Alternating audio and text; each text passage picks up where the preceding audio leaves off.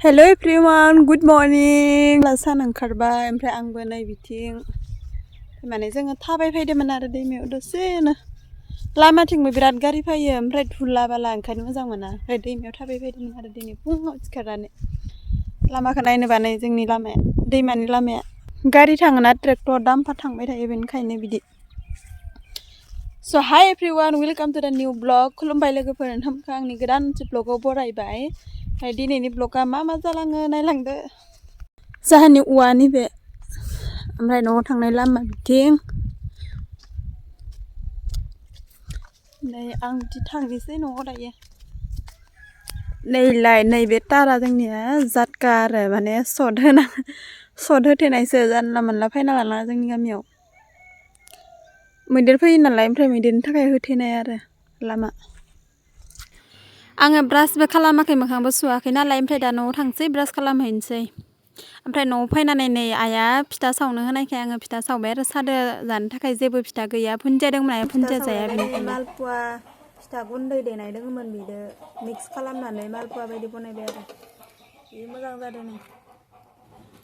ओमफ्राय नैबे बेखौ फिथा गुन्दै गोजायै खम बनायनो नागिरदोंमोन ओमफ्राय जायासै आरो देनाया गोबाव जानायखायसो ना माखायसो. नै बे फुलकबि आलुखौ फ्राय खालामनोसै. बे फालौ थाइनै लानानै पियास हाना लाखाबाय जेबो होआ बे मोननैखौनो फ्राय खालामनानै जानोसै. दंफां दाननो नै दंफां दानग्राया गाखोलांबाय गोजौआव गोलैबा दाय गैलालै.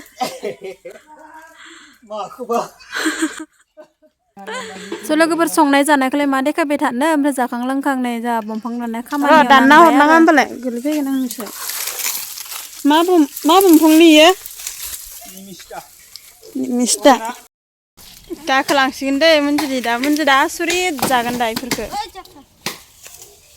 दे गाखोदो थुख्लाबजोब्बाय मोदोमफ्रा.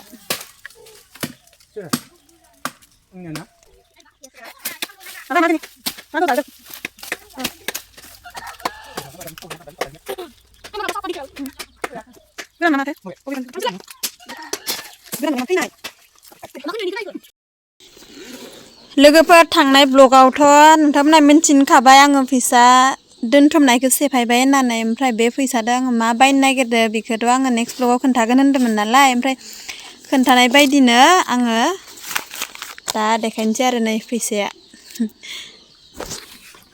माने मोनसे बुस्थु बायनो नागिरबाय थादों आरो बे फैसा दोनथुमनायदो ओमफ्राय दा दिनै थांनाय गाबोन थांनायनो फैसायानो आंनिया माखासे बायजोब्बाय खरसा जोबस्राबाय ओमफ्राय दा ग्रोब ग्राब दोङो ओमफ्राय आं मा बुस्थु बायनो थांनो नागिरदो नोंथांमोना ब्लगखौ नायलांबाय थाबानो नुगोन.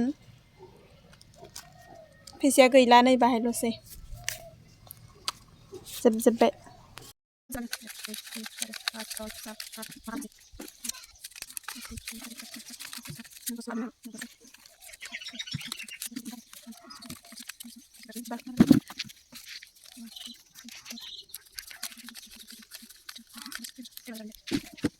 हेल' गाइस नोंथांमोनखौ बराय हरनाय थाबाय आरोना आंनि खाथिराम बाथ्राम चेनेलाव.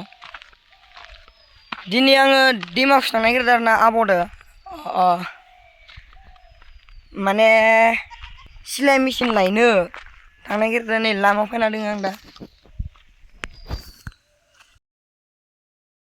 दायो थांनो ओंखारबोबाय जोङो लामायाव बास नेबाय थादों आरो बासजों थांगोन 12टानि बासाव ओमफ्राय टाइमाबो जाखानोसै नालाय ओंखायनो लामायाव ओंखारना थाबाय आरो जोङो. थांसै दै ओइ नै जोङो नै बासखौ मोनबाय दायो गाखोना लाबाय ओमफ्राय आं बिदि मोजां मायबा मायबि रायलायलांबाय थादोंमोन ओमफ्राय मा जाखोथाय थांनो टाइमावसो मा होनो माथोआनो मा जाखो फायासै आरो नांथा नुंथा जाबाय थाबाय बेनिखायनो आङो भइस रेकर्ड होनो गोनां जाबाय. दायो जों थांबाय थानोसै जायगायाव मोनहैदोंबा नुसिगोन नायलांबाय थादो.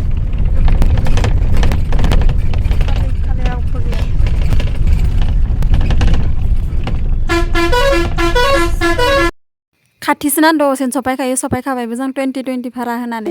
बैसागुनि फांसन जाग्रा बुरिया बनायबाय नै डिमाकुसि आनसलिकनि. जोङो दायो सफायबाय ओमफ्राय आं मा लांनो फैदो नायदो दै लोगोफोर देखायनोसै आङो मबेब्रा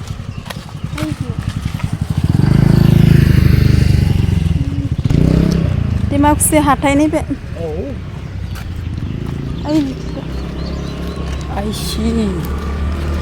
फाइनालि दिनैसो मोनफैबाय दखानाव सानथाम जाबायमोन थांलाय फैलायनो ओमफ्राय दिनैसो मोनलांथारसिगोन आरो आंनि लुबैनायखौ नै आं मोनसेखौनो लाबाय बेयो मेरिट कम्पानिनि आरो सेविं मेचिन डाबल मेचिन आरो ओमफ्राय बेदाबो बेलेग उषा सागरफोरनिख्रुइ एसे गुवारसिन आरो बेखौनो लाबाय मोजां नांनानै दामाबो एसे बारामोन उषाफोरनिख्रुइ 500 बारामोन आरो थेवबो लाबाय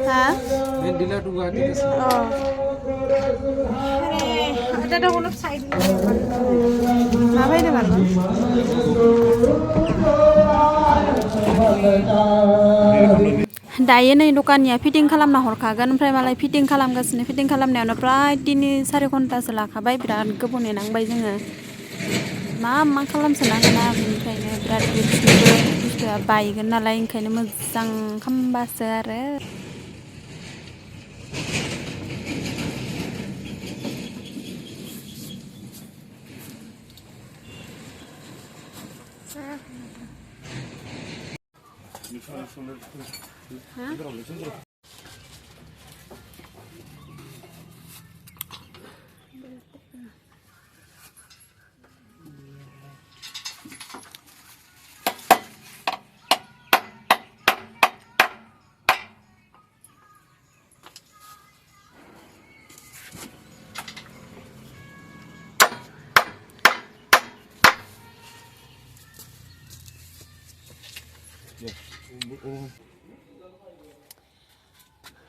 आंनि मेचिना नै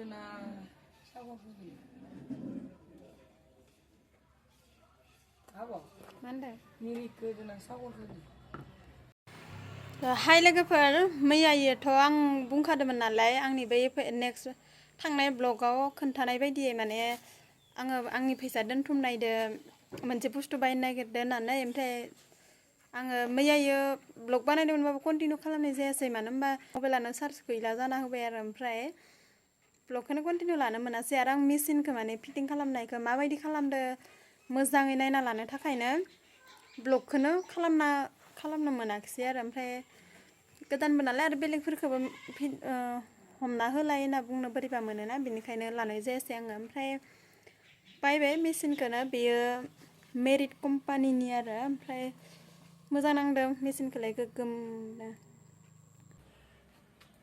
स' लोगोफोर आं बेखौनो बायबाय आरो नै आंनि फैसा दोनथुमनायदो सिलाय मेचिन मेरिट कम्पानिनि नैलाय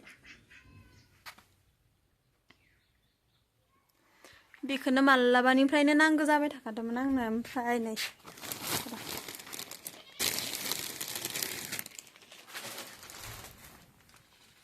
बेनो आरो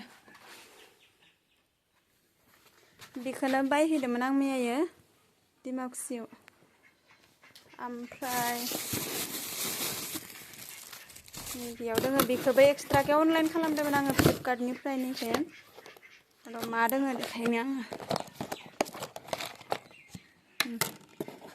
रिपार दोङो बबिन दोङो ओमफ्राय थ्रेड क्लिपार दोङो बेफोरनो ओमफ्राय नैयाव नै थ्रेडफोर दोङो ओमफ्राय माखासे गुदाम ओमफ्राय इलास्टिकबो दङ नै इलास्टिक बेखिनिखौ माने बेफोर टटेलनिफोरखौ लाफाजोबनानै 1000मोन आरो बेनि प्राइसआ ओमफ्राय 1000 बा अफार होदोंमोन आरो अफाराव आङो खालामबाय 250 लाबाय गासैदो ओमफ्राय नैफोराव मेचिननि माखासे बुस्थुफोर मोनफानाय दोङो बेफोरनो बेनो आंनिया ओमफ्राय बेजों लोगोसे नै खुन्दुंबो बायदो आङो बे खुन्दुंखौबो बायदो आरो जि दानो थाखाय गामसा दागोन बेखौ बेखिनियानो लोगोफोर जि लुबैदोंमोन दायो मोनबाय आङो हेपि ओमफ्राय बेनो लोगोफोर भिडिअखौ जोबजासे नायनायनि थेंक इउ स' माच लोगोफोर लोगो मोनफिनगोन नेक्स्ट ब्लगाव बाय